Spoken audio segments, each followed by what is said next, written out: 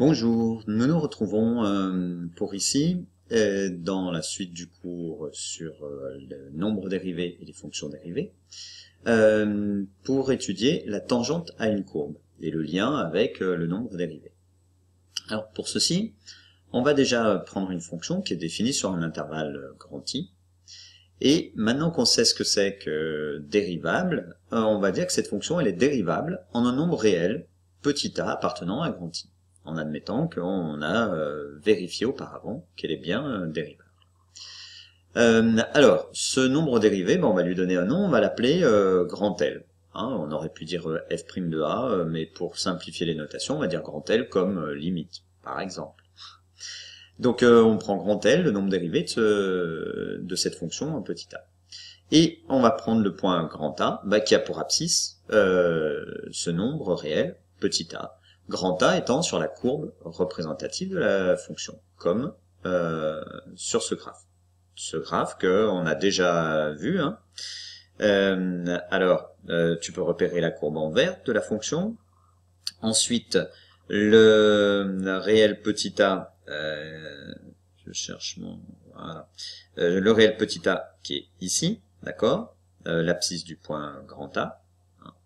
Rappelle-toi, a plus h, c'est le point grand M sur la courbe, et le nombre dérivé grand L, c'est la limite de f de a plus h moins f de a, c'est-à-dire la différence des ordonnées, ou la variation des ordonnées, divisé par a plus h moins a, c'est-à-dire h qui est la variation des abscisses, le taux d'accroissement ou encore le coefficient directeur de la droite AM. Et L, c'est, quand ce nombre existe, c'est la limite quand grand M se rapproche, on a fait l'animation, quand grand M se rapproche du point grand A, c'est-à-dire quand le nombre h tend vers 0. Voilà. Alors, la tangente à la courbe, qu'est-ce que c'est? Alors, tel qu'on vient de le définir là, la tangente à la courbe, c'est la droite passant par grand A et de coefficient directeur, quoi? Grand L, d'accord?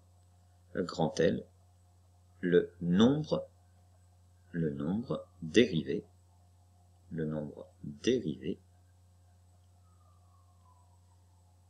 de petit f de la fonction f en a. Ce qui signifie que si on te demande de trouver l'équation de la droite de la tangente à une courbe en un point, la première chose quand même à faire, d'abord, c'est de s'assurer d'abord que la fonction est bien définie en ce point, qu'elle est bien dérivable, et de calculer le nombre dérivé. Voilà. Alors justement, voyons un exemple. Donc déterminer le coefficient directeur d'une tangente à une courbe. Bien, on prend cette fonction, f de x égale x2 plus 2x moins 3, c'est la fonction qu'on a déjà étudiée auparavant, quand on a défini le nombre dérivé. On te demande le coefficient directeur de la tangente à la courbe représentative de f au point A de la courbe d'abscisse 2. Alors, on va se servir de ce qu'on a vu, on va pas tout refaire ici. On a vu que f est dérivable en 2. On va écrire ce nombre dérivé. Alors, ce nombre dérivé en 2, on a vu que c'était 6. 6, c'est bien, puisque la fonction dérivable, c'est bien un nombre fini unique, d'accord, fini par opposition à infini. Donc, eh bien, la tangente en 2 existe. La tangente. Donc on va bien en avoir une. Et à ce moment-là, le coefficient directeur de la tangente à la courbe au point 2, au point d'abscisse 2, est 6. Donc, Le coefficient directeur de la tangente à la courbe représentative de f au point 2 est 6. Cette tangente, c'est quoi? Ben, c'est la droite passant par le point A, d'accord? Et de coefficient directeur et de coefficient directeur, hop là, directeur 6.